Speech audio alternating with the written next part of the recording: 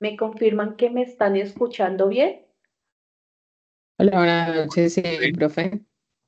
Ah, qué bueno, muy bien, me alegro mucho.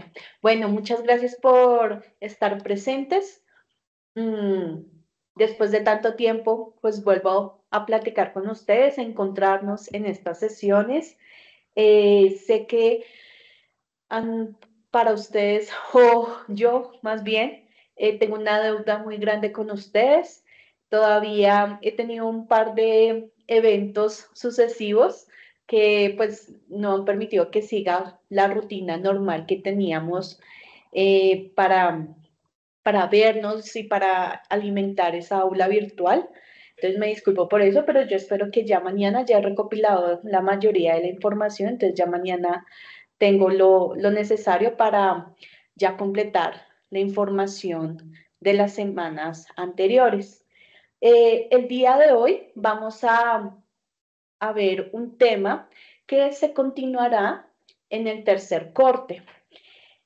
Como les había dicho en un inicio, este curso se va a partir como en dos módulos. Uno es relacionado con toda la parte del agua potable, que se terminaría con el tema de desinfección, pero también esta semana iniciamos con explicar un poco más sobre los fundamentos del tratamiento de aguas residuales, que es el segundo módulo. ¿Por qué es tan importante separarlo? Primero, por el propósito del sistema. Digamos que ambos tienen un objetivo general que es tratar aguas, pero mientras el primer sistema que vimos tenía el propósito de tratar agua para potabilizar, aquí no, aquí es tratar agua residual. ¿Listo? ¿Para qué? No para potabilizar, sino para adecuarla eh, para que se pueda vertir en un cuerpo de agua o en un sitio donde, aunque los parámetros de cumplimiento no son tan exigentes como para de un agua potable, pues sí se exigen algunos valores límites. Y esos están en una regulación que más adelante vamos a hablar. Entonces, es básicamente eso. No solamente el propósito cambia, el propósito específico, sino también de pronto la secuencia del tren de tratamiento puede variar un poco y también algunas tecnologías de tratamiento. Entonces, de ahí parte la gran diferencia porque de pronto muchos me preguntaban, profe, usted envió dos guías para la actividad del tercer corte. ¿Cuál debo hacer? Entonces, siempre respondía devolviéndole la pregunta como, pues depende, ¿qué tipo de planta vas a visitar? Entonces, es eso, porque hay ciertos parámetros de diseño, lo que les decía, las unidades de tratamiento cambian, entonces, por eso, digamos, se parte este curso en dos. Muy bien. Ah, con esa pequeña introducción, pues vamos a empezar. Entonces, ¿qué es contaminación qué es la contaminación del agua? También conocida como polución, pues es la degradación de la calidad ambiental resultante de actividades que directa o indirectamente pueden perjudicar la salud, la seguridad y el bienestar de la población. También de manera directa o indirecta pueden crear condiciones adversas para las actividades tanto sociales como económicas. También afecta negativamente a la biota, ¿listo? La biota se refiere a todos los organismos vivos que habitan en un ecosistema específico, como también puede afectar las condiciones estéticas o sanitarias de un ecosistema en específico o de un medio ambiente específico. Y por otro lado, también puede liberar materiales o también puede liberar energía que no cumpla con las normas ambientales establecidas. En este cuadro que ustedes están viendo a continuación, bueno, este y el siguiente, ya vamos a pasar al siguiente, se enumeran como las principales fuentes de contaminación junto con los efectos de los contaminantes más representativos que se pueden encontrar en las aguas residuales. Entonces, así como nosotros o cuando ustedes vieron acueductos y alcantarillados, vieron los diferentes usos que se les puede dar al agua, pues asimismo se van a generar diferentes tipos de aguas residuales. Hay aguas residuales domésticas, industriales, agrícolas, etcétera. Entonces, aquí, pues digamos que este cuadro lo que trata de resumir son como los contaminantes representativos, más representativos en dos tipos de agua, que son la industrial y la urbana o la doméstica. ¿Listo? Entonces, entre esos está los sólidos suspendidos. Nosotros o usualmente lo que se hace es valorizar, no, sino verificar las concentraciones de toda la gama de los sólidos totales que se encuentran en el agua residual, pero principalmente nos fijamos en la parte de sólidos suspendidos totales. Eso es lo que significa SST, sólidos suspendidos totales. En las aguas domésticas o aguas residuales urbanas se encuentran estos sólidos suspendidos totales en gran medida contribuyen a la contaminación de esa agua. ¿Listo? Mientras que en el agua residual eso puede variar. Ustedes van a ver que casi todos los parámetros para aguas residuales industriales pueden variar. O sea, depende del tipo de industria. Hay unas industrias que pueden tener considerables valores de sólidos suspendidos, como puedan que otras sea muy despreciable ese valor. ¿Listo? Independientemente de eso, más o menos los posibles efectos de tener sólidos suspendidos en un agua residual es porque genera problemas estéticos, genera depósitos de lodo, mmm, también digamos que genera una especie de capa protectora.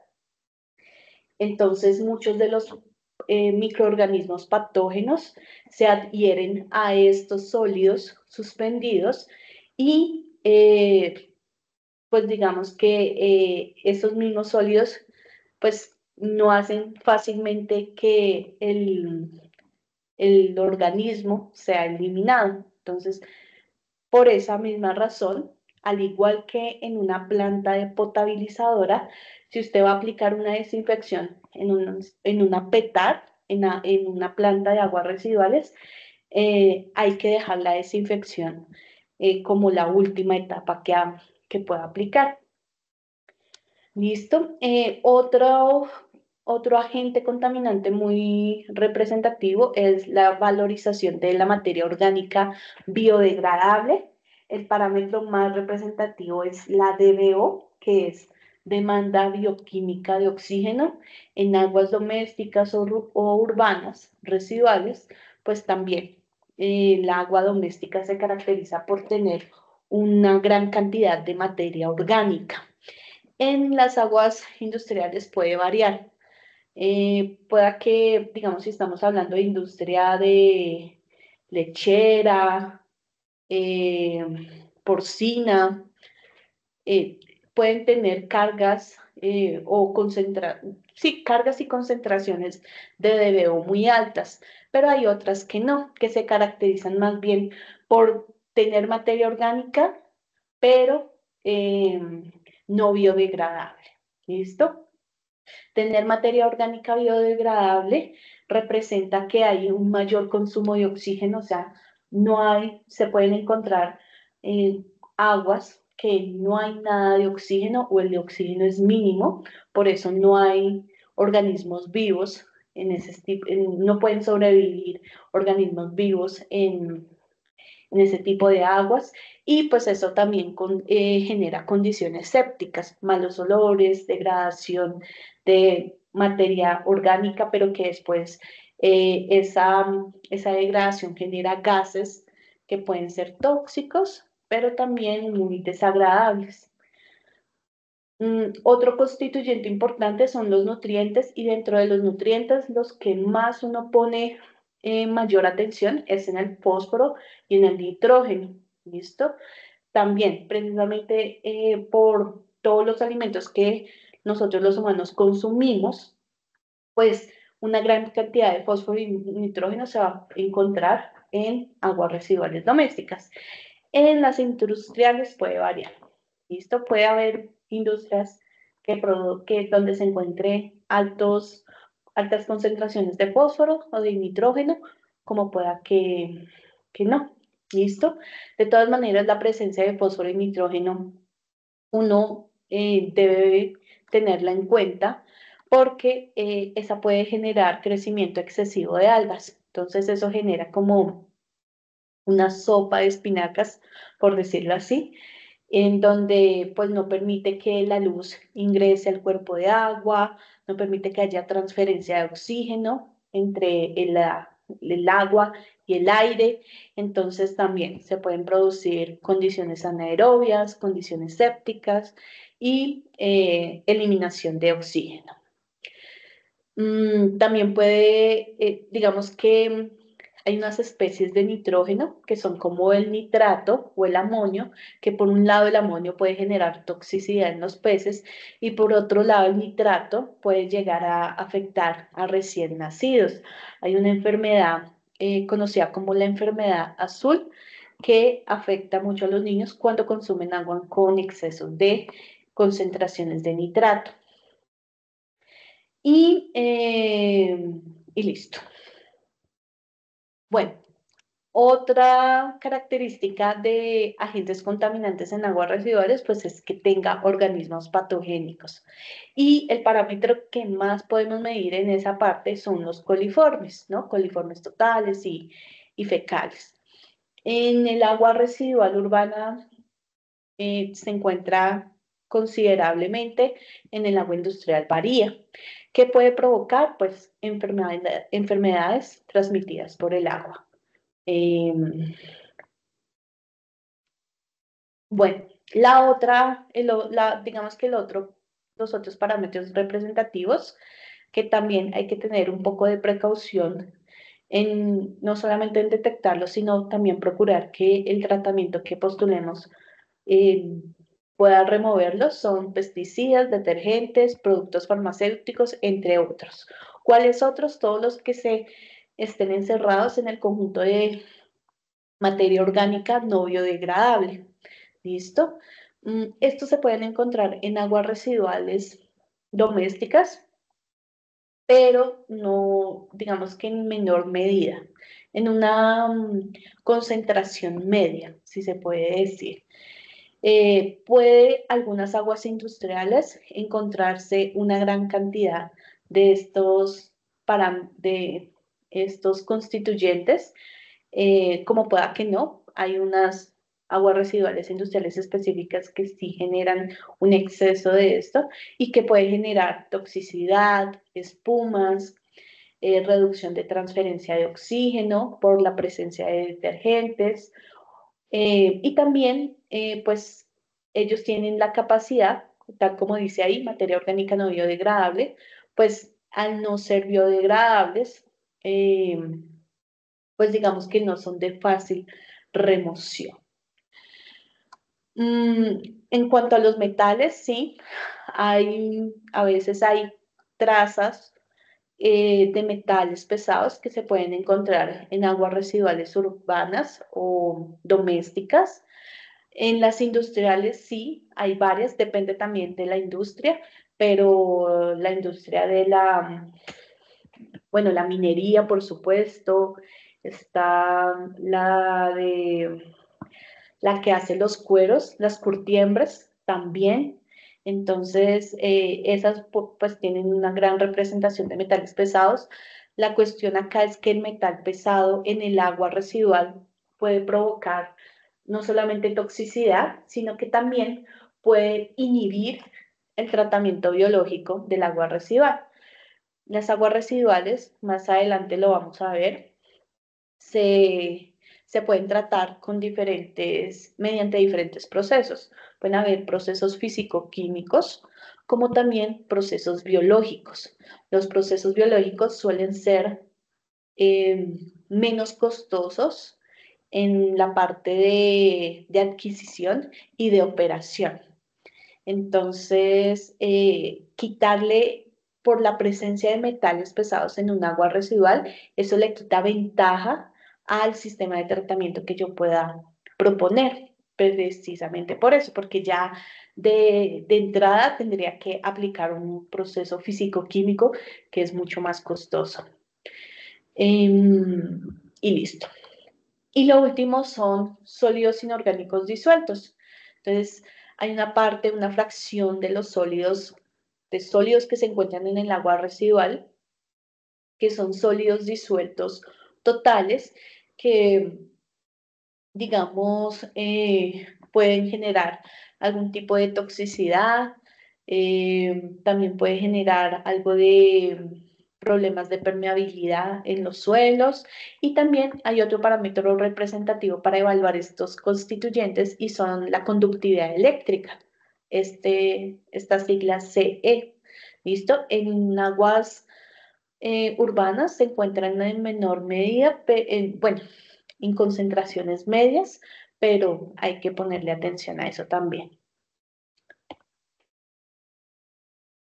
Bueno, hay diferentes tipos de contaminación. Esto va a ser importante para las próximas sesiones que nos vayamos a encontrar, porque en estas, eh, digamos que eh, para introducirlos de una manera muy general a la modelación de calidad de agua, pues es importante tener en cuenta los tipos de contaminación.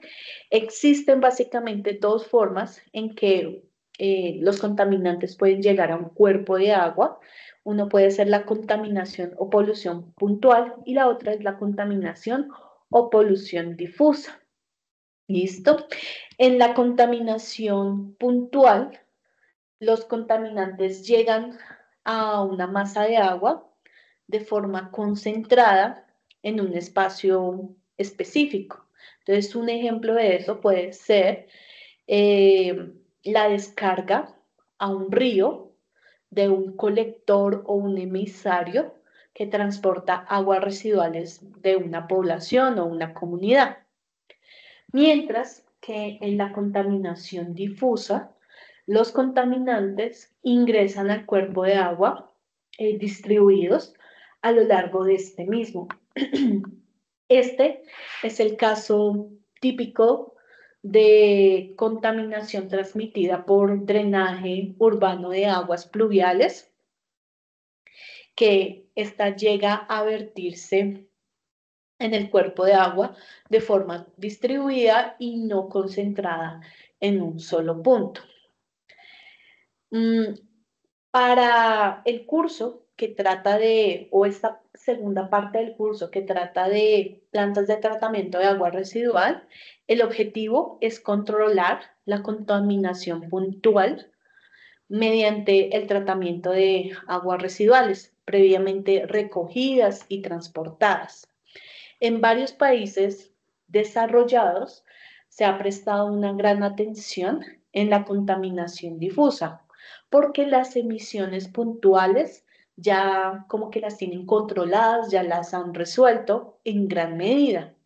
Sin embargo, en países en desarrollo como el nuestro, Colombia, todavía queda prácticamente todo por hacer en términos de controlar contaminación puntual que se origina tanto en las ciudades como en las industrias. ¿Listo? Entonces tenemos el doble de los problemas por resolver.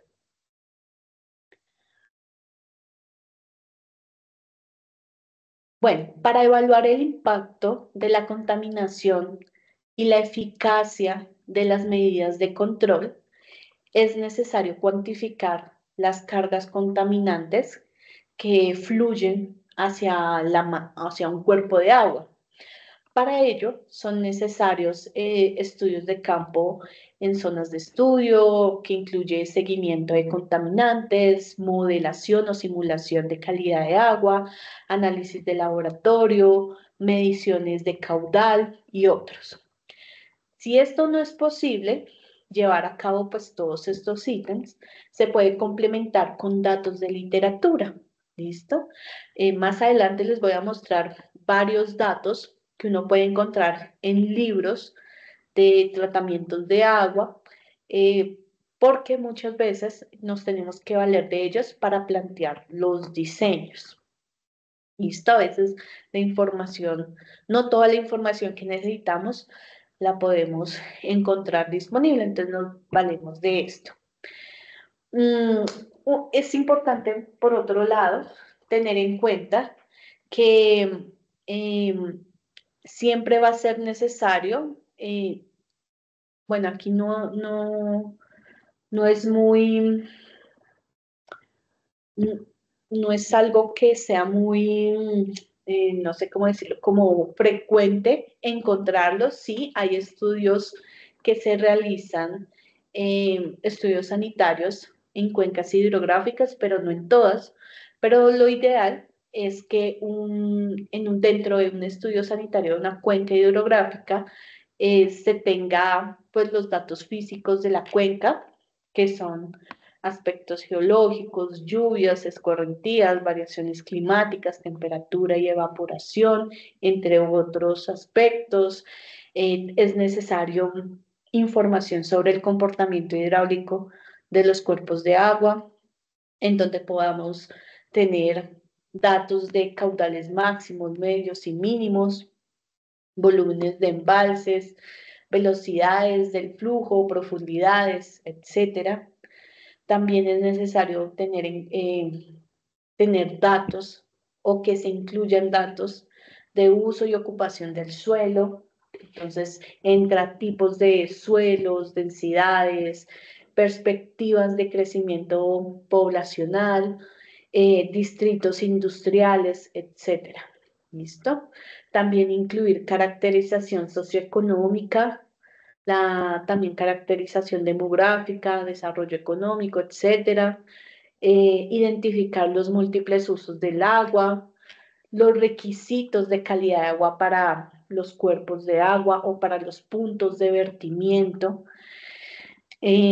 como también las localizaciones, la cuantificación de contaminantes y también la identificación de dónde se encuentran esas fuentes de contaminación. Y por último, tener un diagnóstico de la situación actual del agua, es decir, identificar o tener en cuenta el reporte de características físicas, químicas y biológicas de las aguas residuales que se van a recolectar y pues que antes de que lleguen a un cuerpo de agua donde los vamos a vertir, pues podamos incluir este sistema de tratamiento para esa zona de estudio. La cuantificación de los contaminantes usualmente se representa en términos de carga, ¿listo? Este término de carga no se habla en potabilización del agua, solamente se habla en tratamiento de aguas residuales. La carga se expresa, bueno, que vamos a denominar como L, se expresa en términos de masa por unidad de tiempo y puede calcularse mediante algunas de las ecuaciones o métodos que les voy a mostrar. Eso sí, dependiendo de qué problema estamos analizando, el origen del contaminante y sobre todo los datos disponibles. Entonces, tenemos usualmente para aguas residuales domésticas, para la forma de calcular la carga, puede ser a través del dato de población, ¿cierto? Entonces, eso sería población por carga per cápita. Entonces, la carga que usualmente se reporta en unidades de kilogramos por día, entonces La forma de calcularla sería teniendo la población, la carga per cápita que se representa usualmente en gramos o kilogramos por habitante por día, y tendremos la carga. ¿Listo?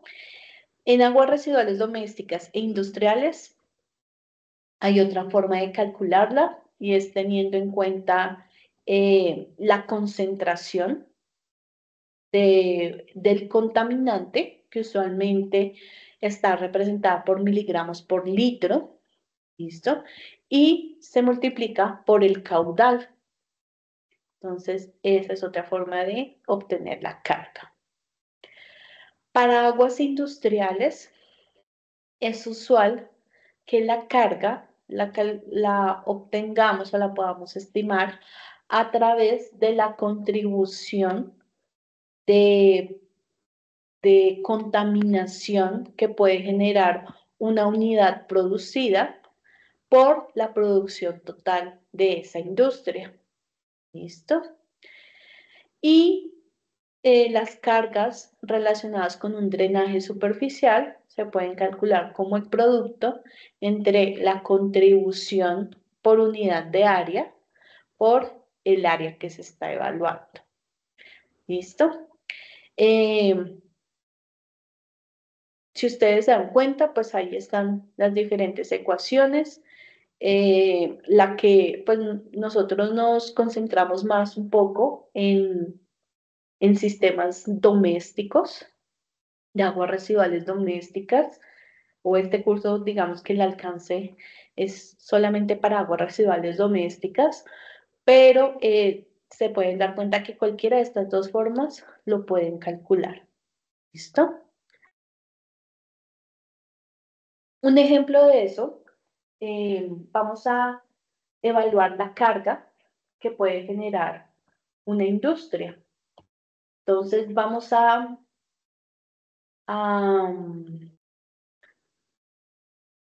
a evaluar un escenario hipotético donde una industria va a generar 5.000 litros de leche al día.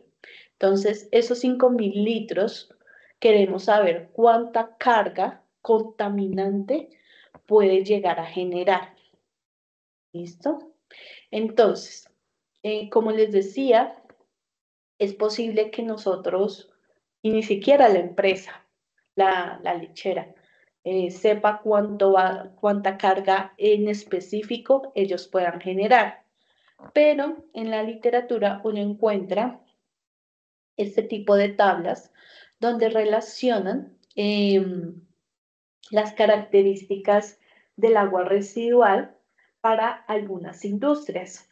¿Listo? En específico aquí les copié la tabla para industrias relacionadas con alimentos, y aquí nos dice que para la industria lechera, aquí tenemos dos casos, dos escenarios. Industria lechera que produce queso y otra que no produce. Entonces ellos aquí relacionan cada una de esas industrias con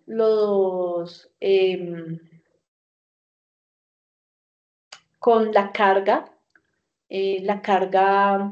de DBO específica, y cuánto puede ser la población equivalente, es decir, cuántas personas equivale tener esa carga contaminante que generan, y unos rangos de concentración de DBO.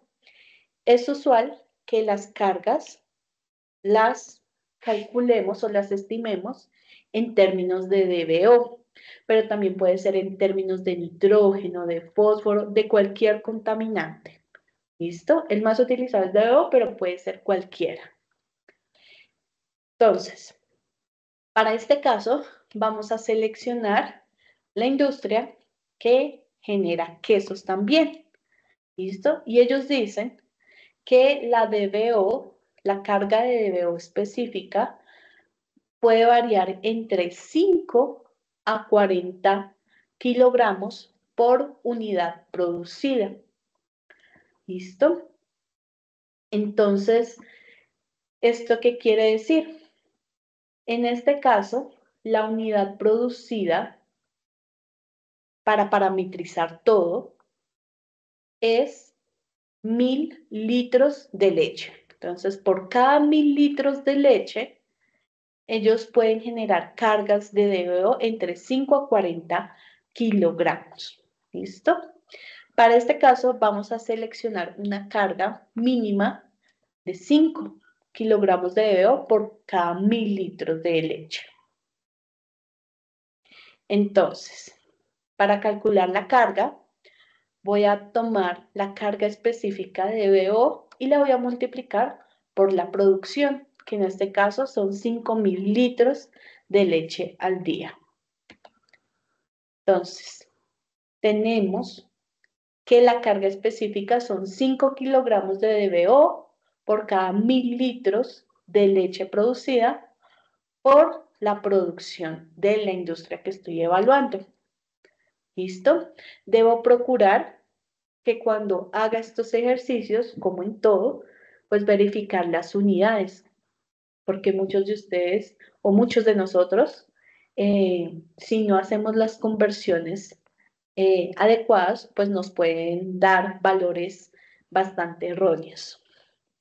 Entonces, en ese orden de ideas, la producción de esta industria, que son 5000 litros de leche al día, equivalen a una carga contaminante o a un agua residual que tiene una carga contaminante de 25 kilogramos de DBO por día. Es sencillo, ¿listo? Ustedes ya vieron las ecuaciones, son bastante sencillas y asimismo es el análisis que uno tiene que hacer cuando se enfrenta en escenarios donde ya no tienes que evaluar una industria, sino varias industrias y verificar muy bien cómo es, qué cantidad de contaminación le llega al agua que usted va a tratar. ¿Alguna pregunta hasta el momento?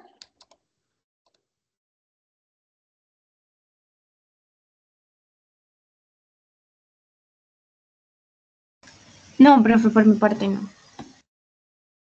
Listo.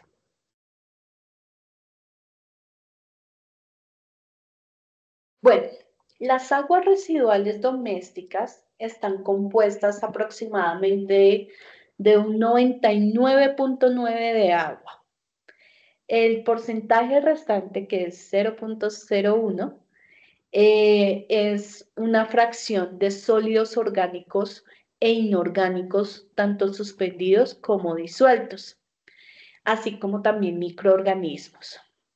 Entonces, al igual que en una planta de potabilización, las plantas de aguas residuales tienen una línea para tratar el agua residual y también una línea para tratar todos esos sólidos que se van generando a través de las etapas de tratamiento. Por el momento vamos a enfocarnos en la parte del agua, del agua residual. ¿Listo? No del lodo residual, sino del agua. Entonces, en cuanto a las características que definen una agua residual, pues hay que entender que estas características están en función de los usos a los que fue sometida el agua. ¿Listo? Entonces, las características o los valores, las concentraciones, las cargas, dependen del uso que le hayan dado al agua. No es lo mismo un agua residual doméstica que un agua residual industrial, no solamente por el origen, sino porque precisamente las concentraciones de algunos contaminantes varían. Pero también varía, puede tratarse del mismo tipo de agua residual doméstica, pero algunos parámetros suelen cambiar según el clima, según la situación social e incluso los hábitos económicos de la población a estudiar.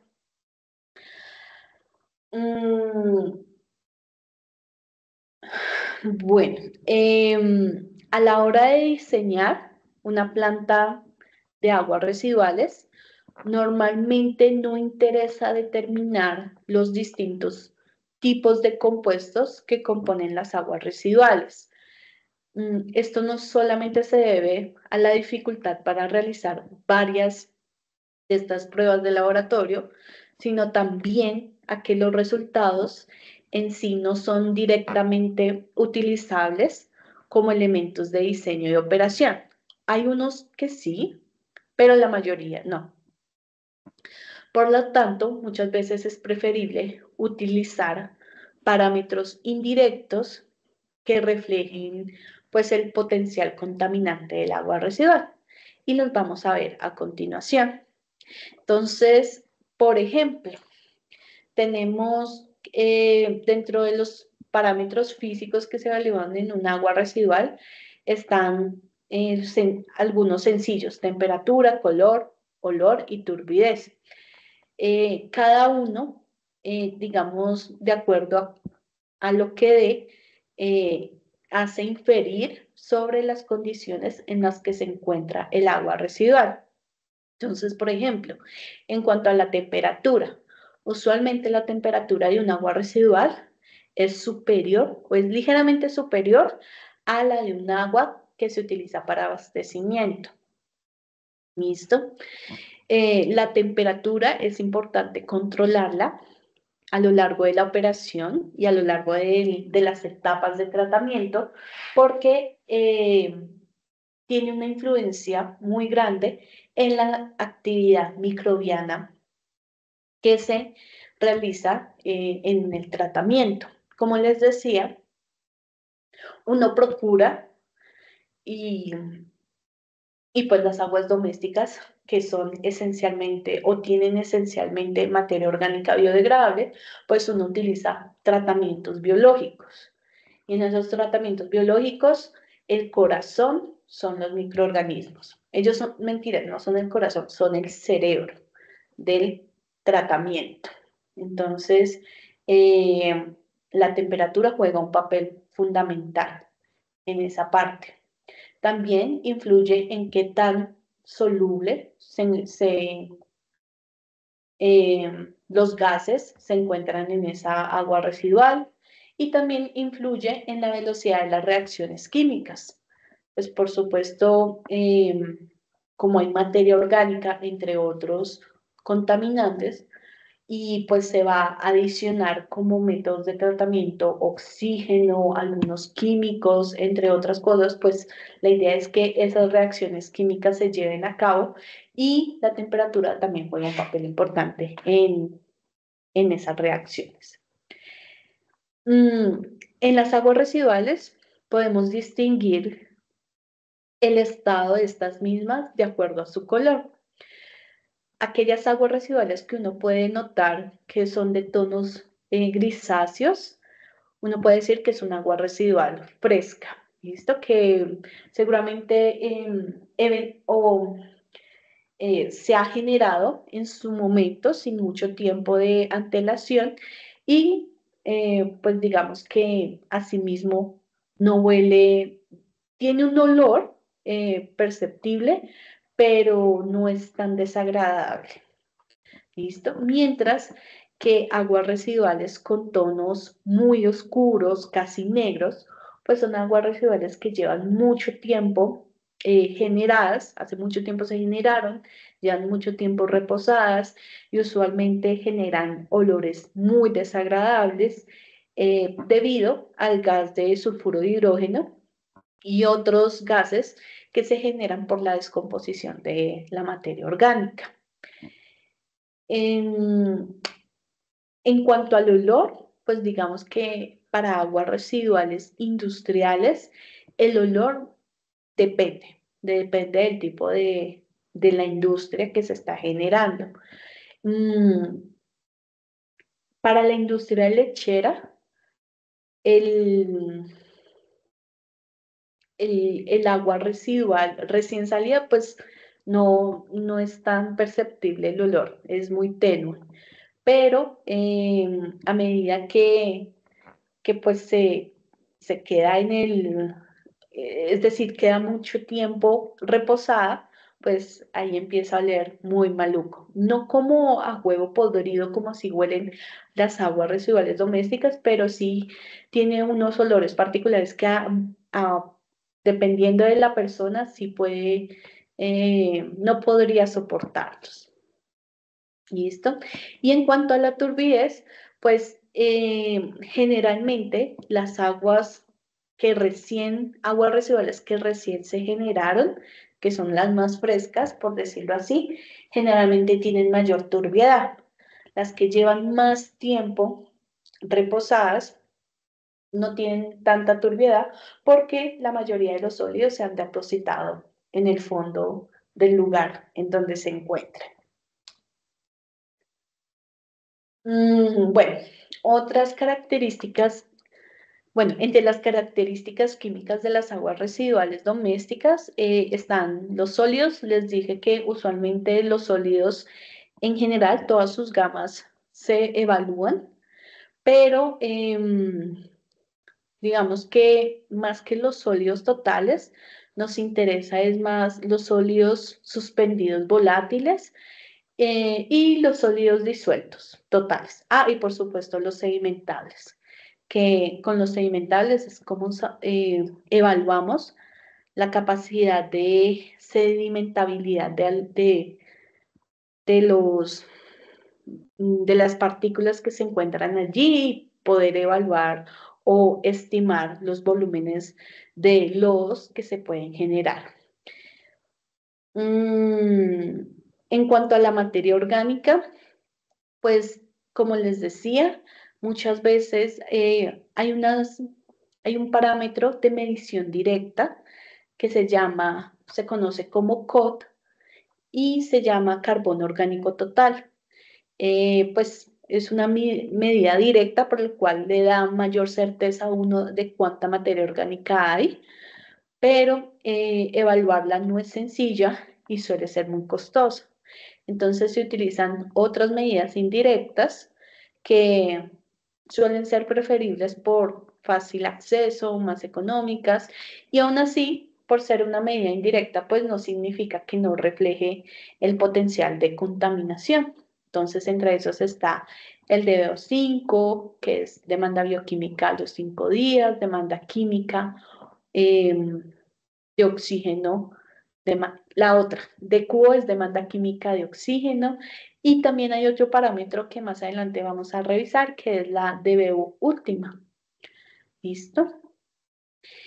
Por otro lado, una característica principal son el nitrógeno total, y dentro del nitrógeno total pues hay diferentes especies de este mismo que se pueden presentar en el agua. Entonces está el nitrógeno orgánico, está el amoníaco, que es producido usualmente como la primera etapa de descomposición del nitrógeno orgánico. Entonces, una vez se descompone, se degrada el nitrógeno orgánico, pasa a ser amoníaco. El nitrito es el producto de la oxidación del amoníaco y usualmente está ausente en aguas residuales brutas, es decir, que no han tenido ningún tipo de tratamiento. Y el nitrato es producido por la oxidación del nitrito. También suele estar ausente en aguas residuales sin tratar. Otros parámetros pues que se evalúan, pero también se controlan durante el proceso, es el pH, la alcalinidad, los cloruros, y algo que también caracteriza y diferencia la caracterización de entre un agua que se va a utilizar para su potabilización o que se va a tratar que se va a potabilizar, y el tratamiento de aguas residuales, es que en este último pues se evalúan grasas y aceites, y precisamente por todas las actividades domésticas que incluyen nuestra alimentación, pues las grasas y aceites indudablemente van a estar incluidas en las aguas residuales. Bueno, voy a detener un momento en este parámetro de demanda última de oxígeno. Yo sé que o creería yo que desde que vieron ingeniería ambiental, tuvieron la oportunidad de ver más detenidamente los contaminantes en el agua y además porque, si no estoy mal, es una asignatura teórico-práctica.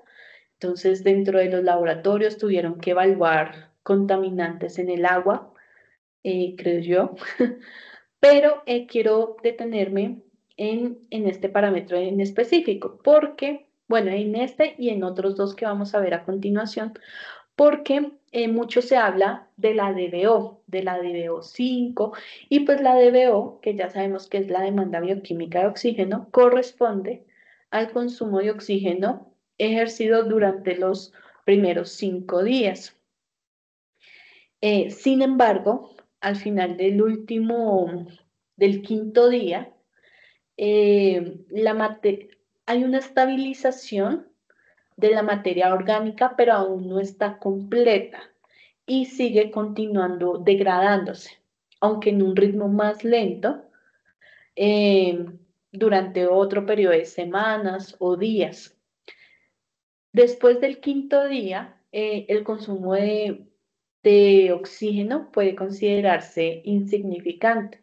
Entonces, en este sentido, la demanda última de oxígeno corresponde al consumo de oxígeno ejercido hasta ese momento, porque después no existe un consumo representativo. Sin embargo, cuando digamos que la demanda última de oxígeno y su relación con la DBO5 me permite identificar también en qué estado se encuentra el agua residual. Entonces, así como podemos hacer evaluaciones de DBO a los 5 días, también podemos hacerla a los 20 días. Entonces, a los 20 días, pues, en teoría, uno entiende que hay una diferencia, pero en términos prácticos, por eso digamos que se lleva el ensayo hasta el quinto día, porque entre el quinto al 20 día no hay mucha diferencia, pero a veces es importante evaluarlo.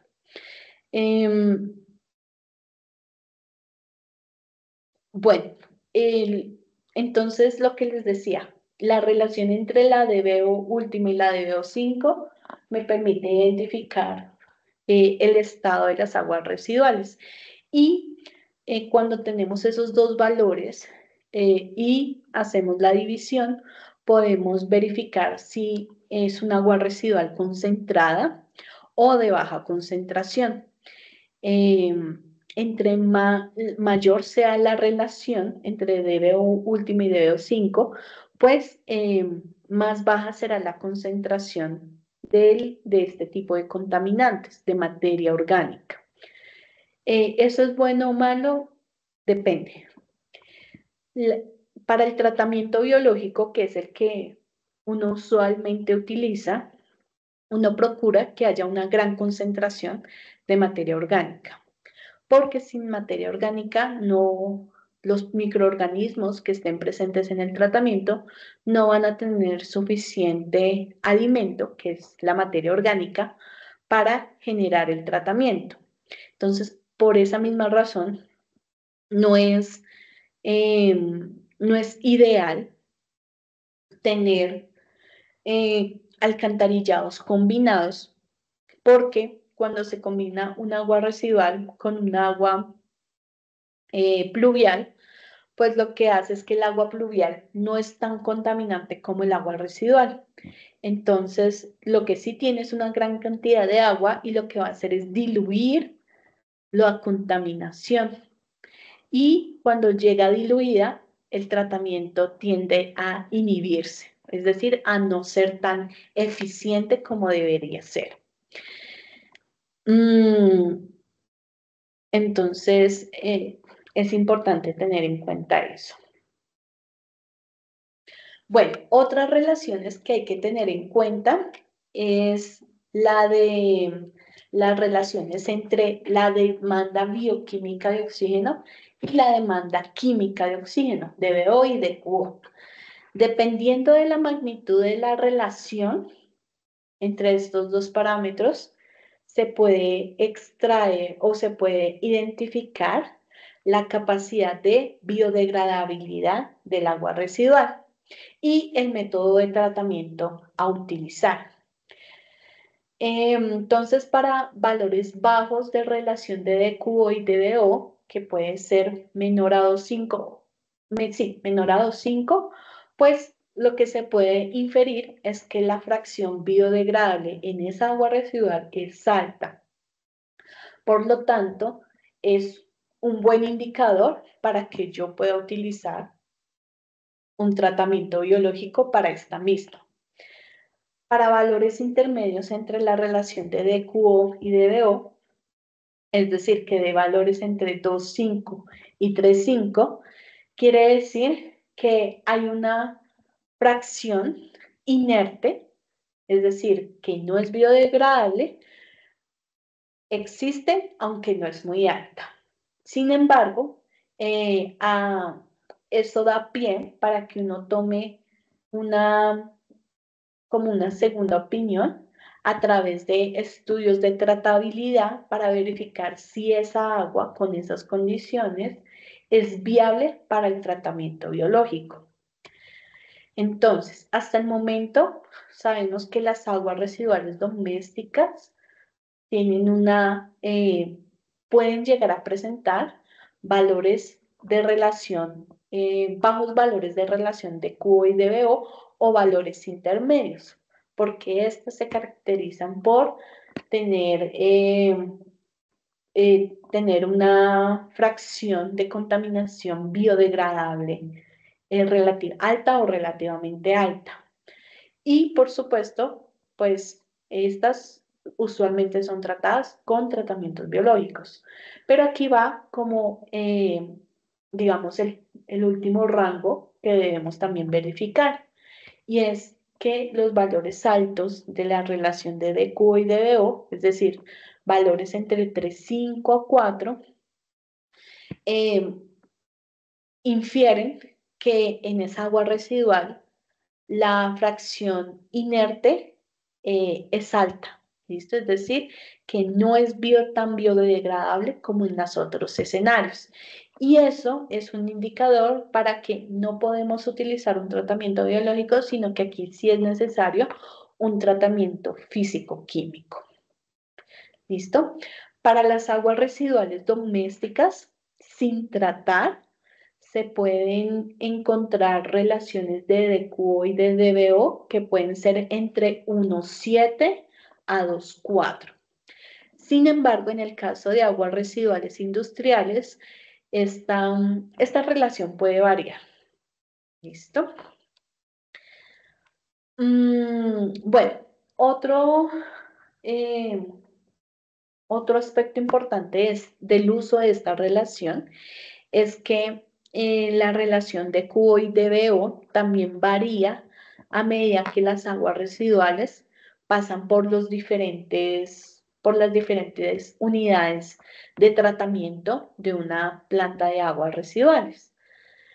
La tendencia de esta relación es aumentar a medida que va superando esas etapas de tratamiento. ¿Listo? ¿Por qué? ¿O debido a qué? Debido a que a medida que pasa esas etapas de tratamiento, se entendería que hay una reducción gradual de la fracción biodegradable, mientras que la fracción inerte o no biodegradable va permaneciendo sin cambios. Entonces, ante eso, ya al final de un tratamiento biológico es posible que esta relación presente valores incluso de 3,5 a 4. Cuanto mayor sea la eficiencia del tratamiento en la eliminación de materia orgánica biodegradable, mayor será la relación de DQO dividido DBO. Y si ustedes se dan cuenta, a pesar de que aquí entre el rango de valores bajos de la relación DBO, de QO-DBO, que es menor a 5, aún así no, digamos que es importante que sepan que nunca va a haber valores inferiores a 1. ¿Listo? Entonces, es eso. Siempre va a haber o el escenario más crítico que podemos ver es que la misma cantidad de QO sea la misma DBO, ¿listo? Pero nunca va a ser más la cantidad de DBO que la de QO, ¿listo?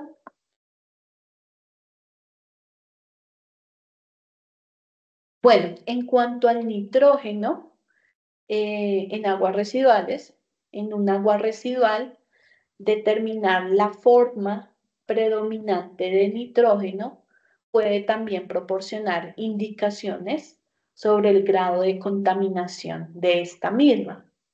Entonces, si esta contaminación es reciente, el nitrógeno será básicamente en forma de nitrógeno orgánico o tal vez amoníaco. Y si es un agua residual que lleva mucho tiempo en generarse, pues básicamente la forma de nitrógeno está en forma de nitrato. Los nitritos normalmente son más, sí se presentan, pero son en concentraciones muy bajas. En este cuadro, ustedes pueden visualizar como las diferentes situaciones o escenarios de las formas en las que predomina el nitrógeno, dependiendo de la condición. Entonces, como les decía, aguas residuales sin tratar, encontramos nitrógeno en nitrógeno orgánico y amoníaco. Cuando de pronto existe un tratamiento, pero no necesariamente hay una nitrificación, entonces podemos también encontrar nitrógeno orgánico o nitrógeno en forma de amoníaco. Y con nitrificación lo podemos encontrar en forma de nitrato. Efluentes, o sea, caudales de agua ya tratados con procesos de nitrificación y desnitrificación, usualmente se encuentran concentraciones de todas las formas de nitrógeno muy reducidas. Más adelante, cuando veamos la parte de tratamiento terciario, vamos a ahondar un poco más en lo de la nitrificación y desnitrificación,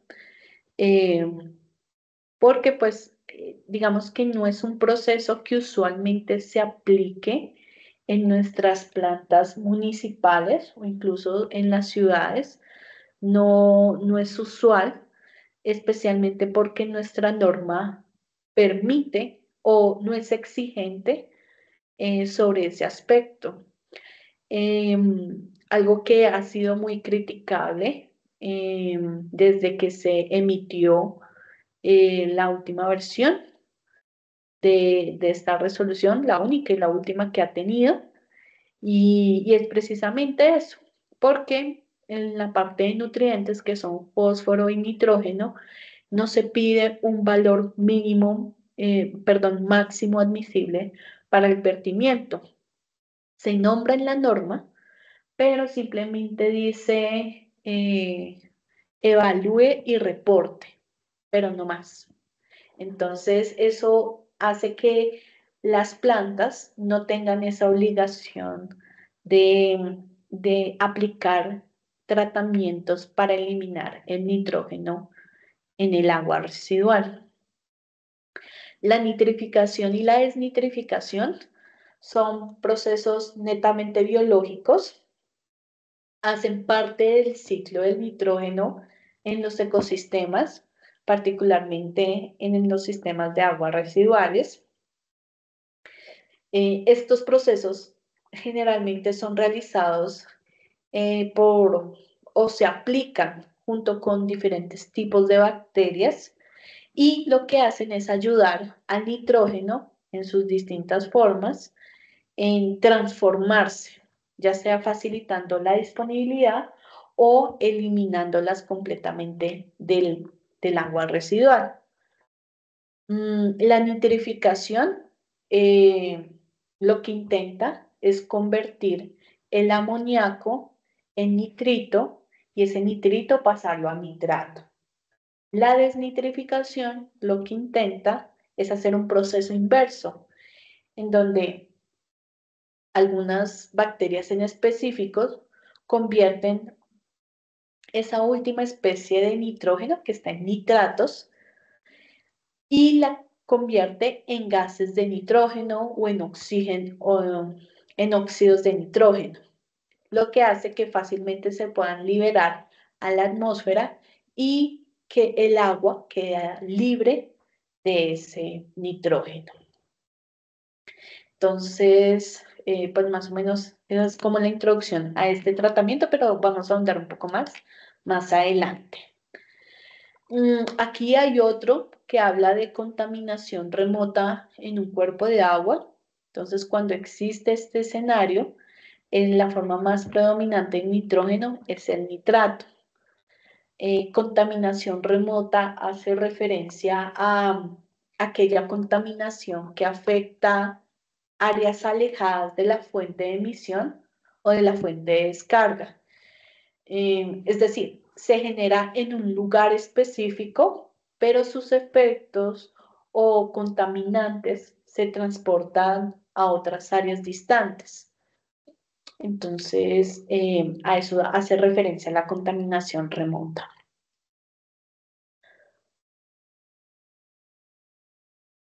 Bueno, antes de presentar las concentraciones típicas de los principales contaminantes presentes en las aguas residuales, es importante recordar los conceptos de carga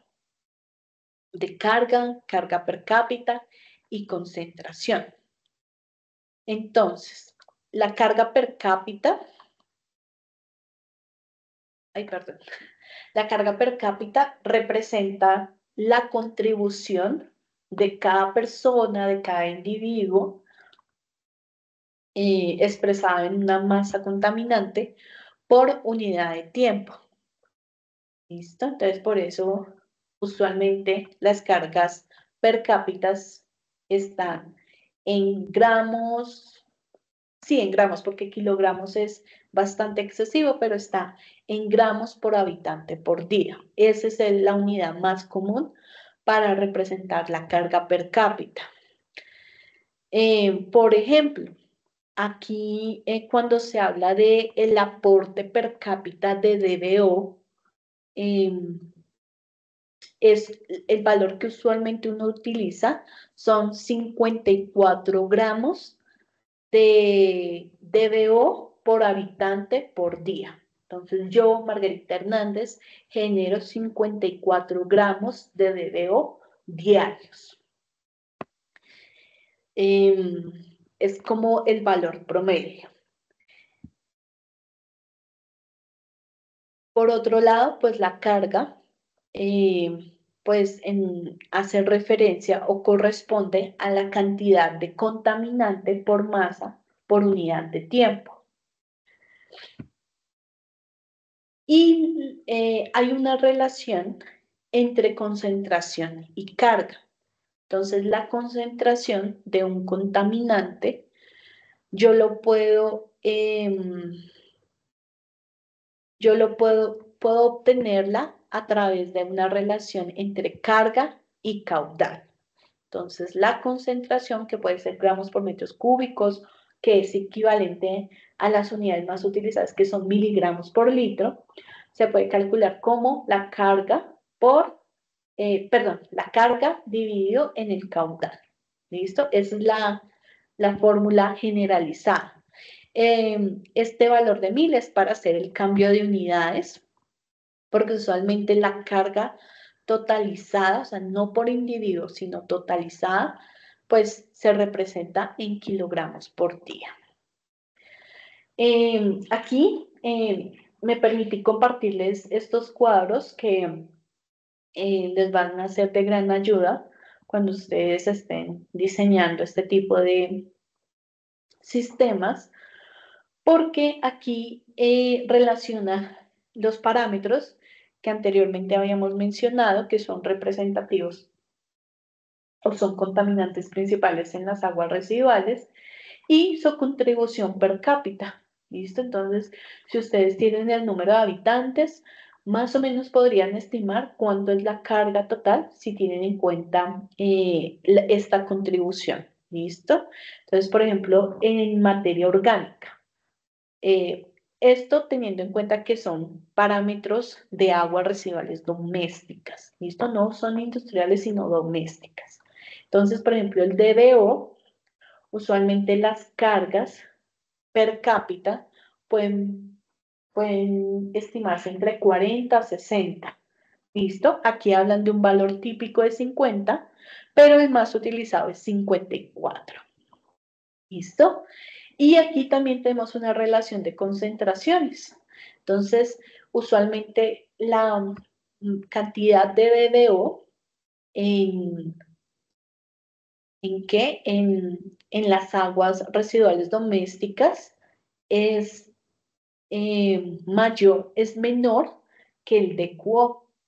¿Listo? Entonces estamos hablando de unas concentraciones de DBO5 de 300 miligramos por litro, mientras que de DQO son 600 miligramos por litro.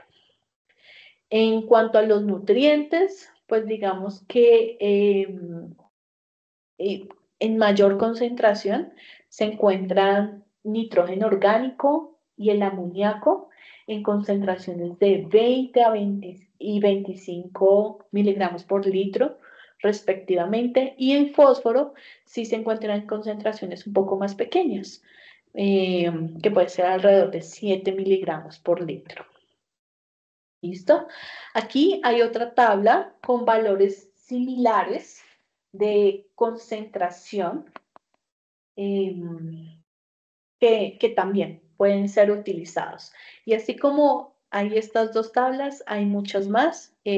Simplemente es que ustedes pues puedan escoger el libro o la Biblia que ustedes desean, con la cual ustedes desean trabajar.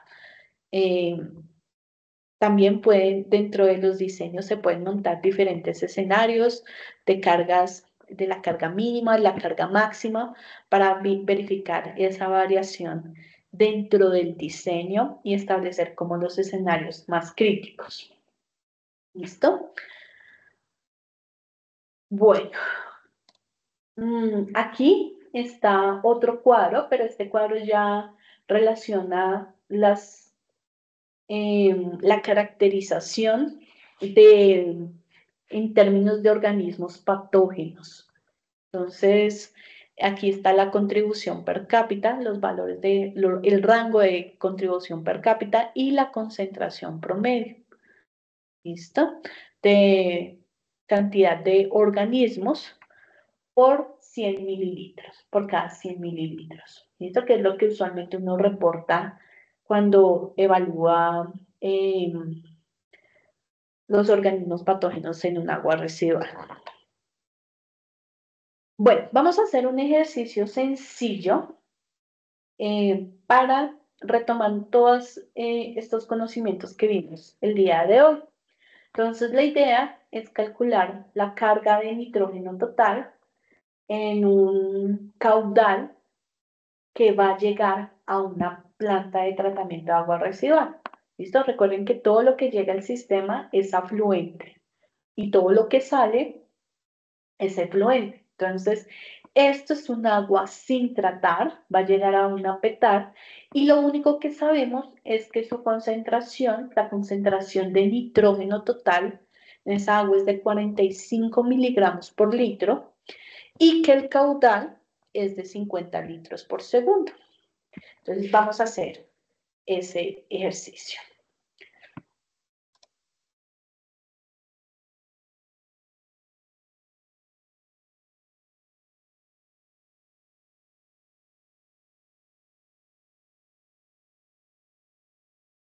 Bueno, entonces lo primero que debemos hacer es unificar unidades. ¿Listo? Porque, como sabemos, estos dos datos están relacionados con la carga. Vamos a dividir, vamos a multiplicar, entonces tenemos que revisar las unidades. Vamos a empezar por el caudal. Entonces, el caudal vamos a trabajarlo en metros cúbicos por día. Entonces, vamos a convertirlo. Tenemos 50 litros por segundo, ¿cierto? Y lo vamos a multiplicar por 86.400 segundos que tiene un día, ¿cierto? Y lo vamos a dividir en 1000 litros que tiene un metro cúbico. ¿Listo? ¿Cuánto da esta operación?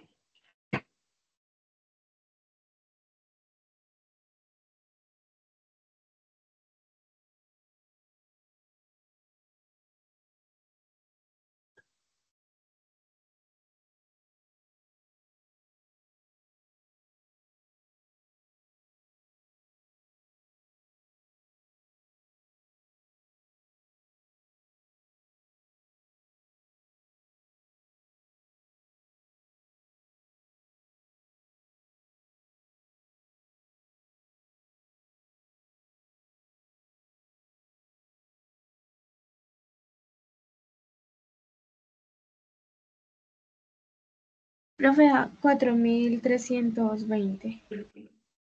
4.320. ¿Cierto? Entonces aquí segundos con segundos se van, litros con litros se van y queda metros cúbicos por día. Muy bien. Ahora vamos a calcular la carga del nitrógeno.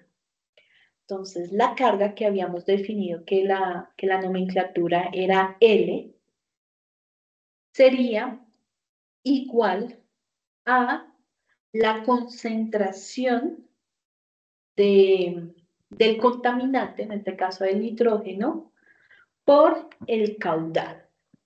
Entonces, la concentración son 45 miligramos por litro. Eso en unidades de gramo por metro cúbico es lo mismo, ¿cierto? Entonces, 45 gramos por metro cúbico, ¿listo? Por los 4.320 metros cúbicos por día. ¿Listo?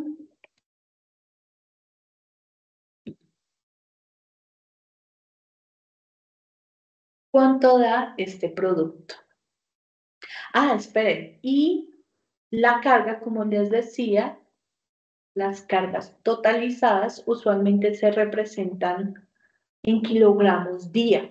Entonces vamos a pasar estos gramos a kilogramos, ¿cierto? Entonces 1000 gramos son 1 kilogramo. Ahora sí, ¿cuánto da? 194,4. 794. 194. Ah, perdón. 194,4. Entendí, 194.4 Sí, profe. kilogramos por día, ¿cierto? Esa es la carga de nitrógeno. ¿Listo? Importante, siempre coloquen el contaminante al que hacen referencia, que son kilogramos de nitrógeno por día. ¿Listo? Entonces, esa es la respuesta. Sencillo, ¿cierto? Multiplicaciones, divisiones y listo. Ahora van a ser, bajo esta misma situación, donde el caudal es 50 litros por segundo, van a calcular la concentración de fósforo total en el afluente si se conoce que la carga es de 35 kilogramos de fósforo diarios. ¿Listo? Háganlo ahí ustedes. Y si tienen dudas, me dicen.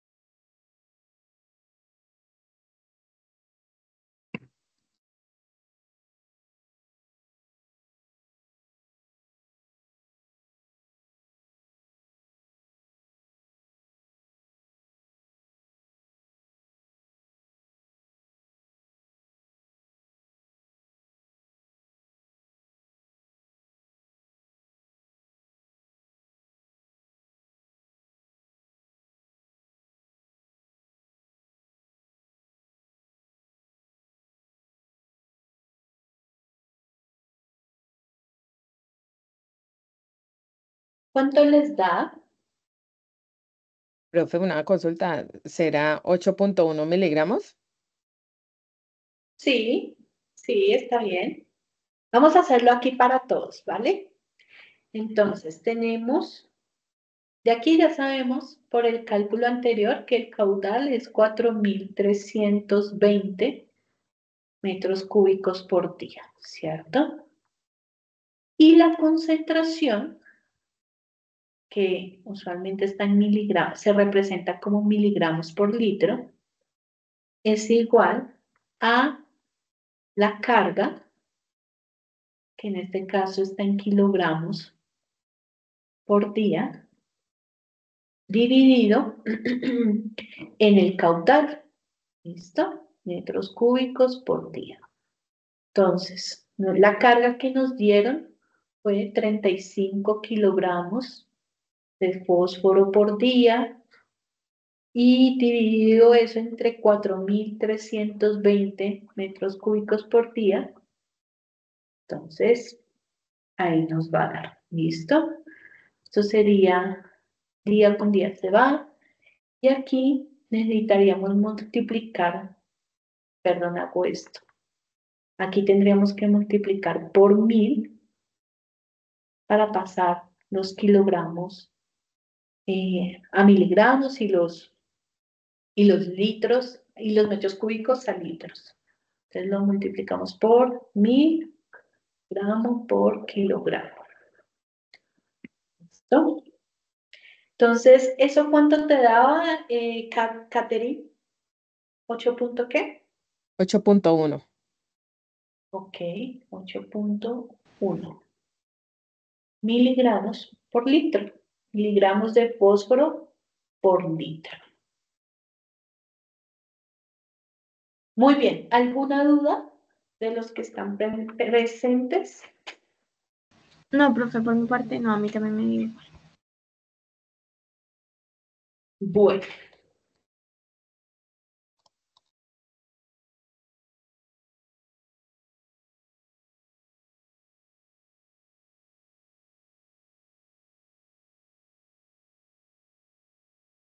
Entonces, continuamos. Vamos ahora a hablar un poco sobre otro parámetro que utilizamos para evaluar la carga contaminante, especialmente en las industrias.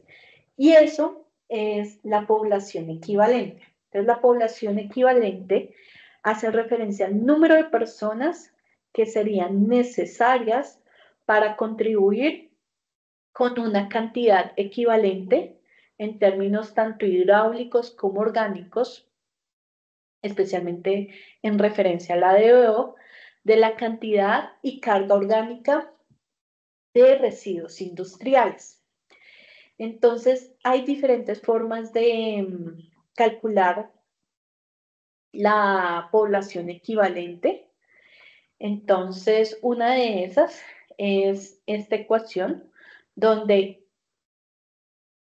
si tenemos la carga de DBO de la industria, la total, y la dividimos por la contribución per cápita del contaminante que estamos evaluando, que en este caso es DBO, nos da cuántas personas equivalen a esa contaminación que genera esa industria.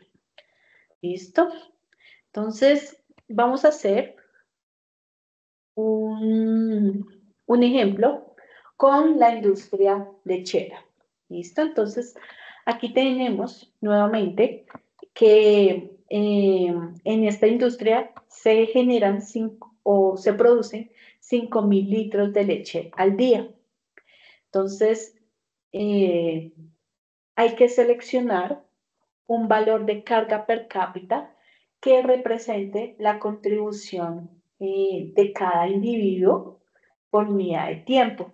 En este caso, como les decía, en términos de DBO, la carga per cápita que utilizamos frecuentemente es un valor de 54 gramos de DBO por habitante por día. Entonces, tenemos aquí que en este caso, ¿se acuerdan que en el ejemplo anterior habíamos encontrado que la carga que generaba esa industria con 5.000 litros de leche al día se estimaba una carga de DBO de 25 kilogramos de DBO por día? Entonces, ese valor lo dividimos en esos 54 gramos de DBO por habitante por día y nos da que la población, una población equivalente de 473 habitantes. Es decir, esa producción de 5.000 litros de leche, que equivalen a una carga contaminante de 25 kilogramos de DBO diaria, es lo mismo que si contaminara 463 personas. ¿Listo? Eso es importante porque a veces cuando evaluamos la cantidad de carga contaminante que va a llegar a la planta, y pues nos vamos a encontrar que en nuestro casco urbano pues pueden haber industrias. Entonces, usualmente esas industrias pues pueden que nos pasen el dato de contaminación, de la carga que ellos manejan, o nosotros nos toca estimarlo a través de la literatura y podemos convertir eso en número de habitantes. Y con eso ya sabemos, pues ya lo tenemos implícito en los cálculos que vamos a tener inicialmente para el diseño. ¿Listo? Vamos a hacer este último ejercicio para aplicar eso de población equivalente. Entonces, el ejercicio dice lo siguiente. Perdón. Un matadero sacrifica 60 cabezas de ganado y 100 cabezas de cerdo diariamente.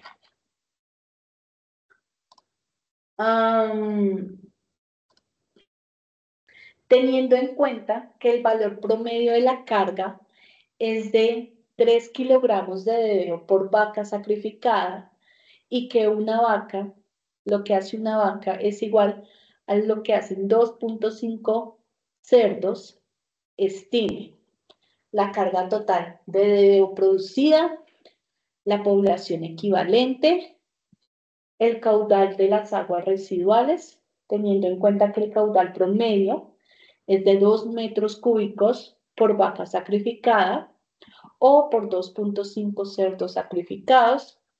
Y finalmente, calcular la concentración de la DBO del agua residual que va a generar ese matadero. ¿Listo? Entonces vamos a empezar.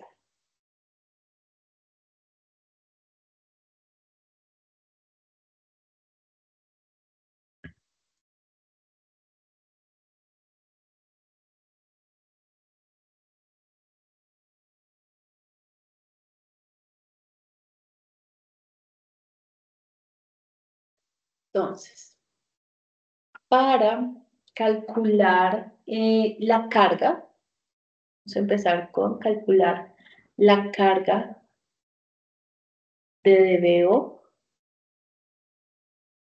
producida.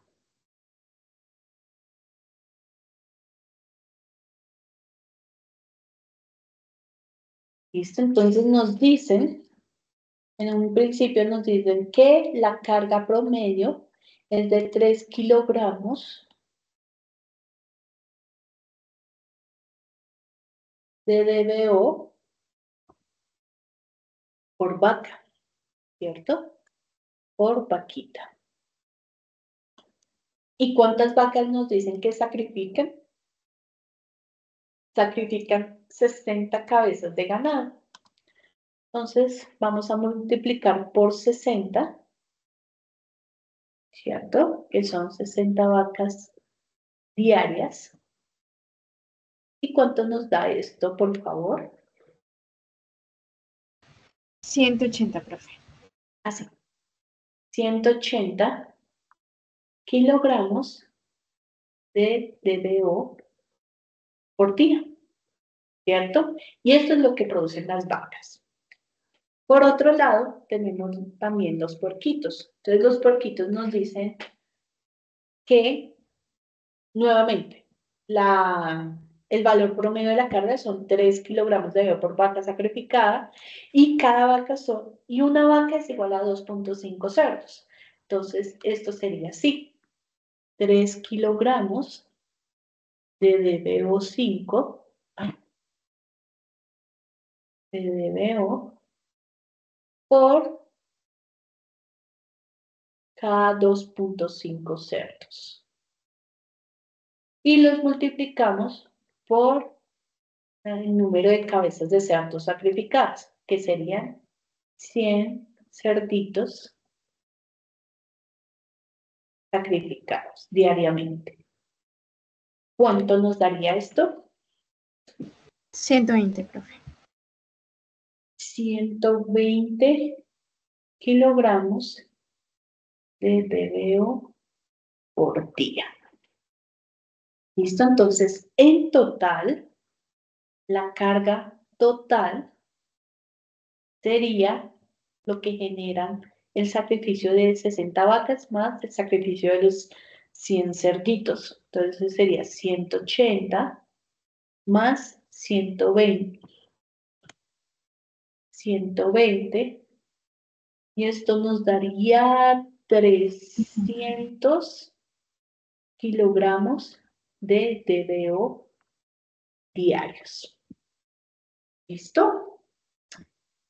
Vamos con la segunda parte, que nos piden calcule la población equivalente. Entonces vamos a calcular el número de personas que pueden producir esos 300 kilogramos de DBO diarios.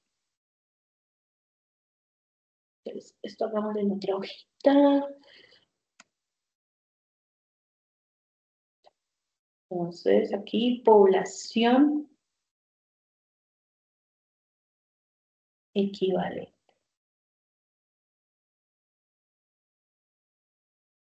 Entonces, la población equivalente, sabemos que este es igual a la carga total sobre la carga per cápita. Entonces, anteriormente nos habían dado que la carga total que genera ese matadero es 300 kilogramos de DBO por día y la carga per cápita por persona son 54 gramos. En kilogramos sería 0.054 kilogramos de DBO por habitante por día. Entonces, ¿cuánto nos da esto? 5.555.5. 5.255.5. No, profe, 5.555.5. Ajá. Punto 5. 5 habitantes. ¿Listo? Entonces, miren esa cantidad de carga orgánica que genera, pues, este caso hipotético de el matadero. ¿Listo? Vamos con la siguiente parte, que nos dice, calcule el caudal de las aguas residuales, teniendo en cuenta que el caudal promedio es de 2 metros cúbicos por vaca sacrificada o por 2.5 cerdos sacrificados. Entonces, calculemos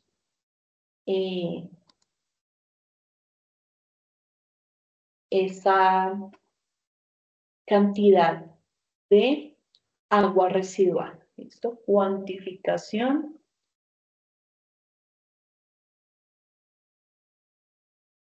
de agua residual industrial. ¿Listo? Porque estamos hablando de una industria. Entonces, por un lado tenemos que son 2 metros cúbicos por vaquita, ¿cierto? Por una vaca. Y lo mismo, pasa lo mismo que con la carga. Multiplicamos por el número de vacas sacrificadas diarias. Y esto nos daría 120 metros cúbicos por día. Lo mismo pasaría con los cerditos. Entonces, 2 metros cúbicos de agua residual se generan en promedio cuando se sacrifican 2.5 cerdos. Y esto eran 100 cerditos. Sí, profe, 100. Ok, listo. Por día. Y esto nos da, ¿cuánto nos daría? 80 metros cúbicos, profe. 80 metros cúbicos por día. Súper bien. Entonces, el caudal de agua residual industrial total sería 120 más 80. ¿Cierto? Eso daría igual a 200. 200 metros cúbicos diarios. ¿Listo? Estos 2 metros cúbicos no salieron así como así, no hacían parte del problema. Es decir, este dato yo lo coloqué porque no es usual que nos lo brinden. Entonces, de ahí parte la importancia de tener estos datos tabulados o de saber en qué lugar yo puedo encontrar estos datos para saber cuánta agua residual puede generar un tipo de industria en específico. O pueda que no sea una industria, pueda que sea algo en términos de institución, por ejemplo, un centro comercial. No, yo necesito saber cuánto es la carga que me genera los sanitarios en ese centro comercial. Entonces, uno podría averiguar por la ficha técnica de los aparatos sanitarios cuánto caudal puede, cuánta agua puede consumir y asimismo generar agua residual. O también está tabulado. No, por cada aparato sanitario se genera tanta agua residual. Entonces, eso puede ser, eso puede pasar.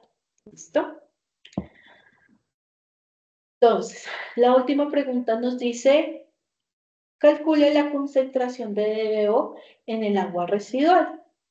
Entonces, concentración de DBO. Entonces, la concentración, sabemos que esto sería igual a la carga por el caudal, ¿cierto? Entonces aquí sería la carga total y el caudal total. Entonces la carga de la primera parte del ejercicio sabemos que son 300 kilogramos de DBO por día y que el caudal es este que acabamos de calcular, 200 metros cúbicos por día. ¿Listo? Esto multipliquémoslo como tenemos que, usualmente lo reportamos en miligramos por litro, multipliquémoslo por 1000 gramos, que es 1 kilo, y la concentración, ¿cuánto nos daría? 1500 miligramos. ¿Sí? ¿Nos da 1500? Ceros con ceros de base. Sí, profe. Sí, 1500.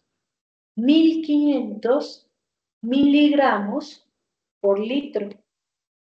¿Listo? Ese es la concentración. 1500 es altísimo. ¿Se acuerdan que yo les dije que más o menos los valores promedio de DBO en un agua doméstica es ¿de cuánto habíamos dicho? 300 miligramos por litro, que incluso puede llegar en casos muy especiales a 1000 miligramos por litro.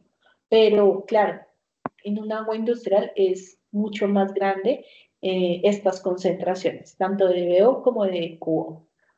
¿Listo? Entonces, bueno, este fue un ejercicio práctico para empezar a evaluar parámetros de diseño inicial en esto de los sistemas de tratamiento. Es un ejercicio sencillo, pero así como todo. En la práctica así es sencillo. Entonces, para que lo tengan en cuenta. ¿Alguna pregunta? No, profe, por mi parte no, muchas gracias. Ok, muy bien. Muchísimas gracias entonces por estar presentes. Les agradezco nuevamente que hayan participado. Cualquier duda que tengan, me van comentando y les deseo una muy buena noche. Muchas gracias, profe, Gracias, igualmente. profe. Feliz noche para todos.